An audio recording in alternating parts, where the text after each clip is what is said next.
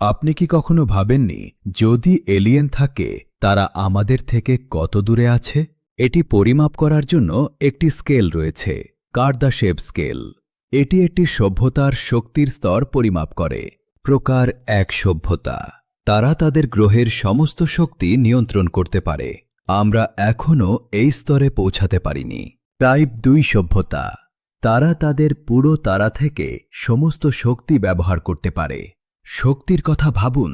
Type ৩ সভ্যতা। তারা সবচেয়ে বিপজ্জনক এবং শক্তিশালী। তারা পুরো গ্যালাক্সির শক্তি নিয়ন্ত্রণ করে। আমরা বর্তমানে স্কেলে মাত্র ০.৭-এ আছি। আমরা এখনও আমাদের গ্রহের শক্তি পুরোপুরি ব্যবহার করতে পারছি না। যদি ভিনগ্রহীরা টাইপ ৩ হয় তাহলে আমাদের জন্য তারা হয়তো পিঁপড়ের মতো। তো তারা কি আমাদের দেখছে? হয়তো আমরা এত প্রাথমিক যে তারা আমাদের দিকে মনোযোগও দেয় না। কার্দাশেভ স্কেল আমাদের দেখায় যে আমরা এই মহাবিশ্বে কেবল শুরুতেই আছি। ভবিষ্যতে আমরা কি কখনো টাইপ ১ বা ২ হয়ে উঠব? এটি একটি বড় প্রশ্ন।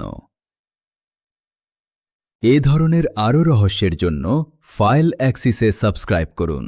আসুন আমরা একসাথে মহাবিশ্ব অন্বেষণ করি। মন্তব্যে আমাদের জানান, আপনার কি মনে হয় আমরা কি একা?